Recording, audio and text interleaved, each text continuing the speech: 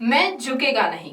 આ ડાયલોગ તમે પુષ્પા ફિલ્મના કલાકાર અલ્લુ અર્જુનના મુખે અને ક્યા લગતા થા નહીં લौटेंगे ગલત જબ તક તોડેંગે નહીં તબ તક છોડેંગે નહીં માજી ફિલ્મ ધ માઉન્ટેન મેનના કલાકાર નવાઝુદ્દીન સિદ્દીકીના મુખે સાંભળ્યો છે, પરંતુ હાલમાં જેલમાંથી છૂટીને આવેલા આદિવાસી નેતા અને ડેડિયાપાડાના ધારાસભ્ય ચૈતર વસાવાએ જંબુસર આમોદની આમ આદમી પાર્ટીનું સંકલન બેઠકમાં બોલતા જ રાજકીય માહોલ ગરમાયો છે।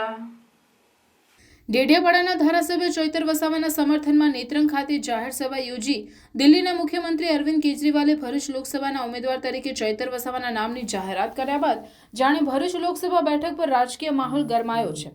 ભાજપ હોય કે કોંગ્રેસ, બધી જ પાર્ટીઓ એકબીજા પર આક્ષેપ પ્રતિ આક્ષેપ કરી રહ્યા છે। જો કે જેલમાંથી છૂટ્યા બાદ ચૈતર વસાવાએ પણ લોકસંપર્કના કાર્યક્રમો કરી રહ્યા છે, જેમાં ગતરોજ જંબુસર આમોદમાં ચૈતર વસાવાની અધ્યક્ષતામાં આમ આદમી પાર્ટીની સંકલન બેઠક યોજાઈ, જેમાં ચૈતર વસાવાએ પોતાના ભાષણમાં ભારતીય જનતા પાર્ટી અને સરકાર પર આકરા પ્રહારો કર્યા હતા।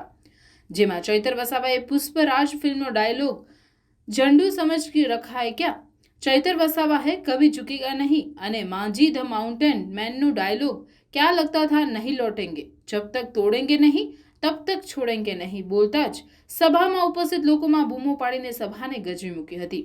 જો કે હાલમાં તો તેમનો આ ડાયલોગ વાયરલ થતા જ રાજકીય માહોલ ગરમાયો હોય તેમ લાગી રહ્યું છે। એક સામાન્ય તમને લાગતી હશે પણ સામાન્ય નથી। આ ભાજપ આ પોલીસ તંત્રનો પણ ગેરઉપયોગ કરી લેલી છે। સવારના અમે ફરીએ છીએ, સવારના પોલીસને બિચારાઓને દોડાવે છે આપણી પાછળ। શું આપણે દેશદ્રોહ કરવા માટે ભેગા થયેલા છે? શું આપણે સરકાર પાડી દેવા માટે ભેગા થયા છે? નથી ને। આ તો આપણી પહેલી મુલાકાત છે અને લાગણીસભર મુલાકાત છે, પણ કંઈ જ વાંધો નથી। આપણે ભૂતકાળમાં પણ ડર્યા નથી અને આવનાર દિવસોમાં પણ આપણે કોઈનાથી ડરવાના નથી। એમને હતું કે આ ભાઈ જેલમાં જ રહેશે અને લોકસભામાં આપણને ખુલ્લું મેદાન મળી જવાનું છે, એમ જ હતું ને। બધા તમને પણ કહેતા હશે કે ભાઈ ચૈતરભાઈ તો જેલમાં જતા રહ્યા, હવે તમે અમારી સાથે આવી જાઓ। સાચી વાત છે ને? પણ એમના માટે પણ હું કહેવા માંગુ છું, तुमको क्या लगता था नहीं लौटेंगे गलत जब तक तोड़ेंगे नहीं तब तक छोड़ेंगे नहीं। મિત્રો, લોકસભાની ચૂંટણીને હજુ મહિનો આવશે, એક મહિના પછી પણ થશે, પણ તમારે હવે અમને સમય આપવો પડશે। બહુ મોટી લડાઈ છે। તમારા ગામોની જવાબદારી તમારે વેચી લેવી પડશે, બૂથની જવાબદારી તમારે લઈ લેવી પડશે। તમે ને અમે બહુ મોટા નેતા નથી, પણ ચોક્કસ તમે ને અમે ઈમાનદાર છે। તમે ને અમે ઈમાનદાર છે, એ જ આપણે આ લોકોને હરાવવા માટે કાફી છે। આટલી મોટી પાર્ટી સામે તમે પણ બૂથમાં બેસો તો આંખ સામે આંખ મિલાવીને વાત કરજો। અમે ચૈતર વસાવા અને આમ આદમી પાર્ટીના બૂથ એજન્ટ છે, કાર્યકર છે। અમે પણ સડકથી લઈને સદન સુધી આ લોકો સામે લડીએ છીએ। અરે ઘરે આવતા હતા એ લોકો સાથે લેવા માટે, આજે પણ જેલમાં ગયા ત્યાં સુધી એ લોકોએ ફોર્સ સામ દામ દન ભેદ નીતિ બધી આપણે બધાએ 10-10 જણને લઈને આવવાનું છે। અને તે સીએમ ના પ્રોગ્રામમાં અમે 25,000 થયા અને બધું ખર્ચો આપણા તમારા જેવા લોકોએ પોતાના પેટ્રોલના પૈસા 500 રૂપિયા પોતાના ઘરના નાખીને લોકો ભેગા થયા અને આવી રીતે અમે ડેડિયાપાડા બેઠક જીત્યા છે। ત્યારે મને તો ગર્વ છે, 34 વર્ષના ઉંમરમાં હું ધારાસભ્ય બન્યો છું, સામાન્ય પરિવારમાંથી, તો મારા માટે બહુ મોટી વાત છે। પણ ભરૂચના લોકો, નર્મદાના લોકો, વડોદરાના લોકો બધા મને રિપ્લાય આપે છે, મેસેજ કરે છે કે સાહેબ તમે લોકસભા લડો, તમારી જરૂર છે। ત્યારે આપણે પણ મન બનાવી લીધું છે કે લોકસભા લડીશું પણ અને જીતીશું પણ। જ્યારે આમ આદમી પાર્ટીના બે મુખ્ય નેતાઓ માનનીય કેજરીવાલજી અને માનનીય ભાગવત માનજી જ્યારે 3 મહિના પહેલા, ચૂંટણીના 3 મહિના પહેલા નેત્રંગ ખાતે આવીને હું જ્યારે જેલમાં હતો અને એમણે મારા પર એટલો મોટો ભરોસો મૂકીને જ્યારે મારું નામ જાહેરાત કરી કે ભરૂચ લોકસભા ચૈતર વસાવા ઉમેદવાર છે, આ તમારા અને અમારા માટે બહુ મોટી વાત છે। નથી લડ્યા. અમે દાહોદ માટે પણ ગયેલા છે, ડાંગ માટે પણ ગયા છે, સુરતમાં જ્યારે કઈ અન્યાય થાય ત્યાં પણ અમે પહોંચેલા છે, કેવડિયામાં જ્યારે આંદોલન થાય ત્યાં પણ અમને આમંત્રણ મળે તો ત્યાં પણ અમે ગયા છે. જ્યારે નર્મદા નદીનો પૂર હતો ત્યારે પણ તમે બધાએ જોયું હશે, સૌથી પહેલા નર્મદા નદીના પૂરમાં અસરગ્રસ્ત લોકોને સહાય માટે ચૈતરભાઈ અને આમ આદમી પાર્ટીની પૂરી ટીમ ત્યાં હાજર હતી. મિત્રો, આપણો ઉદ્દેશ માત્ર ચૂંટણી લડવાનો નથી. આપણો ઉદ્દેશ માત્ર ચૂંટણી લડીને ખોવાઈ જવાનો નથી.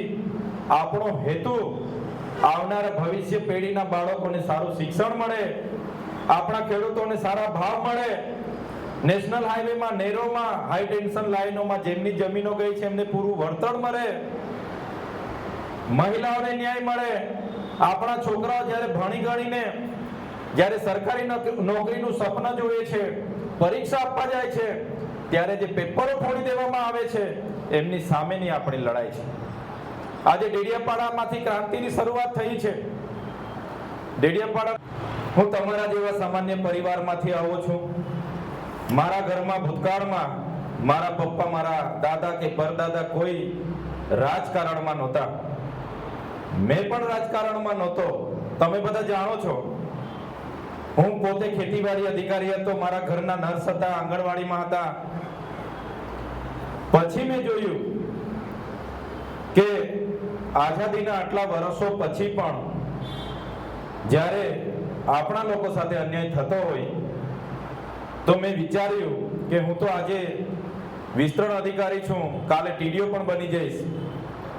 મારા 2 માળનો બંગલો હશે, મારા છોકરાઓ સારું ભણશે, ગાડી ઘોડા બધું હશે, પણ મારા બાજુવાળાનું શું, મારા ડેડિયાપાડાનું શું, મારા સમાજનું શું, મારા ભરૂચનું શું, મારા ગુજરાતના લોકોનું શું?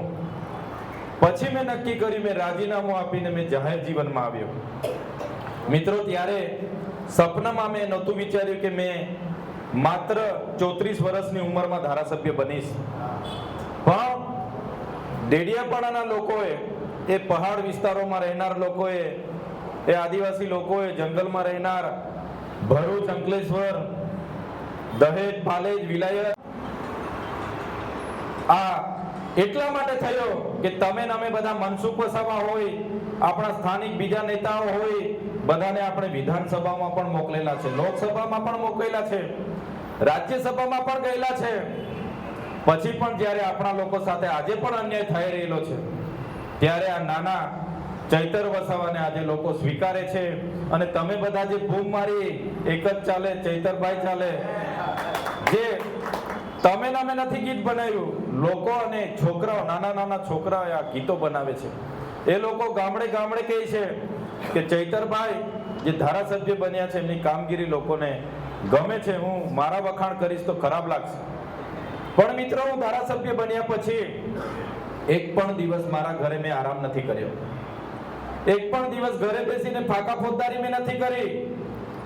રાત હોય કે દિવસ હોય, ધારાસભ્ય બન્યા પછી પણ લોકો માટે અમે લડ્યા છે, દોડ્યા છે. જીબીના પ્રશ્નો હોય, જંગલ ખાતાના પ્રશ્નો હોય, પોલીસ સ્ટેશનના પ્રશ્નો હોય, રોડ રસ્તાના પ્રશ્નો હોય, બસના પ્રશ્નો હોય, કનેક્ટિવિટીના પ્રશ્નો હોય, જ્યાં પણ અમને લાગ્યું છે કે લોકો સાથે અન્યાય થાય છે ત્યાં અમે આવીને ઉભા રહ્યા.